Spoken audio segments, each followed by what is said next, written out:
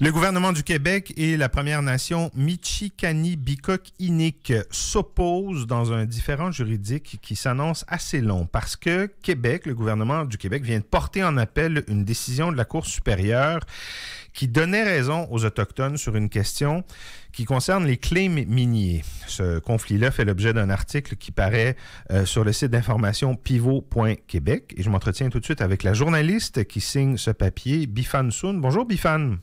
Bonjour Philippe. Alors, Bifan, expliquez-nous d'abord pourquoi la Première Nation Michikani-Bicoque-Inuk a-t-elle intenté à l'origine une poursuite contre le gouvernement du Québec? Quelles étaient les revendications de cette nation-là? Oui, en fait, ça fait des années que la Première Nation Michikani-Bicoque-Inuk se mobilise pour empêcher toute activité minière sur leur territoire.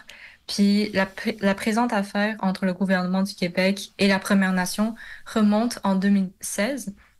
Donc à ce moment-là, la compagnie Copper One a demandé au gouvernement du Québec d'approuver des permis de déforestation pour poursuivre des travaux d'exploration. Et ça, c'est sans consultation ni consentement de la Première Nation. Et donc, bien que la demande soit rejetée par le gouvernement, mais très peu après, la compagnie et le gouvernement ont conclu un accord qui permet la compagnie de transférer ses claims à la Société québécoise d'exploitation minière, donc une société d'État, puis en échange de 8 millions de dollars. Ouais. Et ça, c'est toujours sans consultation ni consentement de la Première Nation. Puis après, au cours des années, ces claims ont été renouvelés plein de fois et des travaux d'exploration ont été faits, mais et ça même dans des endroits habités par des membres de la communauté. Et donc souvent, la Première Nation découvrait que des crimes existaient sur leur territoire seulement après que des activités comme l'abattage d'arbres avaient été commencées. Donc en 2020, la Première Nation a intenté une poursuite contre le gouvernement du Québec. Donc d'abord, ils soutiennent que les pratiques minières de la province contreviennent à son obligation de consulter et d'accommoder les peuples autochtones.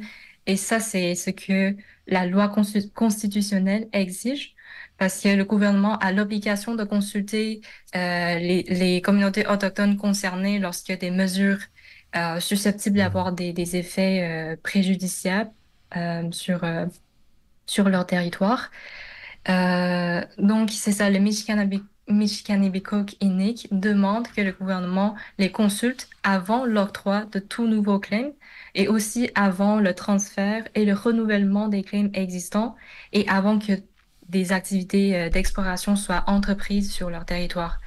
Et puis d'ailleurs, la Première Nation tentait également de faire déclarer que la loi sur les mines du Québec est inconstitutionnelle dans la mesure où elle ne prévoit pas justement cette obligation de consulter les peuples autochtones. Bon, pour que les gens les situent géographiquement, les Autochtones de la nation Michikani-Bicoque-Inuk sont dans le bout de l'Outaouais, c'est ça? Oui, c'est ça. On les appelle, je pense, les Algonquins du lac Barrière communément. Hein, quelque chose Exactement, ouais, ouais. c'est ça. Alors, Bifan, expliquez-nous quelle a été la décision, donc, en première instance de la Cour supérieure dans ce dossier-là. Mhm. Donc, en gros, la Cour supérieure a donné raison à la Première Nation, puis la juge a conclu que le gouvernement du Québec a l'obligation de consulter et d'accommoder la communauté Michikanibicoke avant que tout nouveau claim visant leur territoire soit accepté et aussi avant que des travaux exploratoires soient entrepris. Mais et puis la Cour a aussi statué que cette obligation s'applique également aux claims existants. Puis, la Cour n'a toutefois pas déclaré que la loi sur les mines est Ouais. inconstitutionnelle parce que elle juge que la loi donne une marge de manœuvre suffisante à la province pour appliquer la loi de manière à assurer systématiquement une consultation préalable. Donc, en fait, dans la loi, on peut lire la présente loi doit s'interpréter de manière compatible avec l'obligation de consulter les communautés autochtones. Le gouvernement consulte les communautés autochtones de manière distincte lorsque les circonstances le requièrent. Donc ça confirme l'obligation de consultation, mais ça garde un flou par rapport à quand et comment cette consultation doit être faite.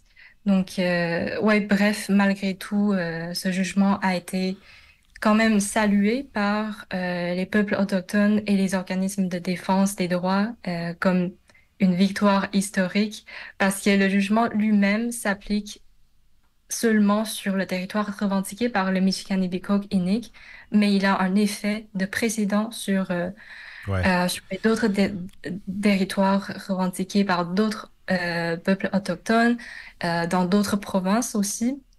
Puis la présente affaire, elle aussi, se base sur deux précédents similaires au Yukon et en Colombie-Britannique.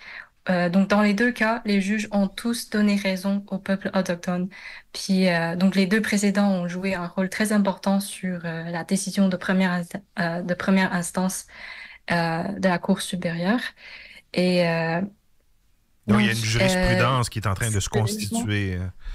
ouais, donc ce jugement aurait le potentiel de mettre fin au régime libre accès Mhm. minier sur les territoires autochtones, le régime qu'on a actuellement, ce qu'on appelle aussi click and claim. Donc c'est très facile de demander un claim. Mhm. Donc n'importe qui peut obtenir des claims en quelques clics en ligne, en quelques minutes, donc sans consultation des peuples autochtones. Et ça coûte très peu Ah ouais. d'argent, donc c'est très facile de le faire. Et donc c'est ça. Donc et en même temps, les organismes des défenses des droits soulignent aussi que actuellement la loi sur les mines est une loi désuète qui ne répond pas suffisamment aux obligations du gouvernement en matière de droits des peuples autochtones et non plus en matière de lutte contre le changement climatique. Donc c'est ça le jugement de première instance aurait pu être reçu par le gouvernement comme une occasion Mhm. d'avancer dans la réconciliation. Puis il y a à noter que dans le cas de la Colombie-Britannique en 2023, le gouvernement n'a pas fait appel Mhm. de la décision de la Cour. Donc c'est bien dommage que le Québec choisit de le faire. Et justement, pourquoi le Québec fait appel? Qu'est-ce qu'on donne comme motif? Ouais. Donc, l'un des motifs principaux est que le gouvernement du Québec estime que l'acceptation d'un claim n'a que des effets négligeables ou hypothétiques Mhm. sur Ouais. les droits de la Première Nation Michiganabikook Inuk. Donc, ça ne remplit pas les conditions pour déclencher l'obligation de consultation Mhm. et d'accommodement. Donc, dans sa décision, dans sa déclaration d'appel, le procureur général du Québec soutient que il y a déjà des modifications apportées à la loi cette année. Donc, dorénavant, tous les travaux d'exploration à impact doivent être soumis à une autorisation préalable du ministère des Ressources naturelles. Donc, en théorie, ça peut permettre la tenue d'une consultation des peuples autochtones. Mais le problème, c'est que c'est le gouvernement du Québec qui décide ce qui signifie des travaux d'exploration à impact et les peuples autochtones ne sont pas d'accord avec cette décision. Mhm.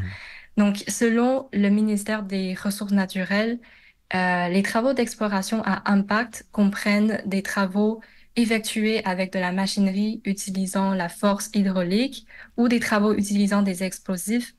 Donc, mais ça, d'après des organismes environnementaux, ce genre de travaux représente juste 3 ou 4% de tous les travaux sur l'ensemble de la province.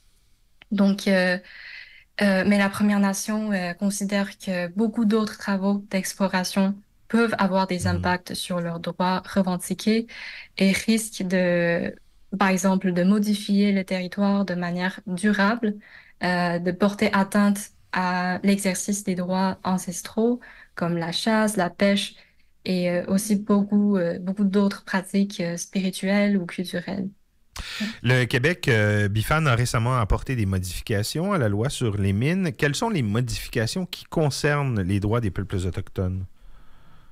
Oui, il y a notamment le projet de loi 63 qui a été adopté tout récemment, le 29 novembre dernier, et qui a été aussi annoncé comme une modernisation de la loi sur les mines.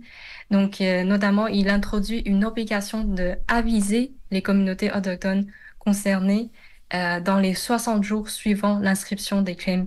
mais ce n'est toujours pas une consultation, c'est un avis. Mhm. Et puis ça arrive après l'obtention de claim. Donc ça ne solutionne toujours pas les problèmes constitutionnels dans la loi sur les mines. Euh, et puis, il y a aussi des changements mineurs, comme le projet de loi propose aussi de préciser que le ministère peut utiliser son pouvoir de soustraction pour mettre en œuvre une attente avec une nation ou une communauté autochtone. Puis, il propose aussi que le ministre pourrait ajouter des conditions et des obligations à un titulaire de claim à un moment où il juge opportun, Mhm. mais, euh, mais toujours, on se demande à quel point cette mesure sera efficace si la loi ne prévoit même pas l'obligation de consultation. Et donc, c'est toujours problématique, ce genre de changement. Donc, est-ce qu'il y a des mesures là-dedans qui répondent aux préoccupations des peuples autochtones? Je dirais que pas Pas vraiment. tellement. Donc, ça change toujours pas la nature des choses. Ouais. Donc, il y a toujours pas de obligation, comment cette consultation doit être faite Ouais. et quand cette consultation doit être faite. Et puis, oui, c'est ça. C'est Donc, très c'est flou, toujours donc vous très l'avez dit, déçu. Bifan, il y a énormément de flou. Votre article s'intitule Clés miniers en territoire autochtone. Le Québec n'avance pas vers la réconciliation. Il a été publié hier donc sur le site de pivot.québec. Bifan Soun, merci beaucoup d'avoir pris un moment pour nous expliquer tout ça ce matin. C'est très intéressant. Merci, Philippe. Bonne Ça journée. fait Bye bye. plaisir. Si vous pensez que c'est juste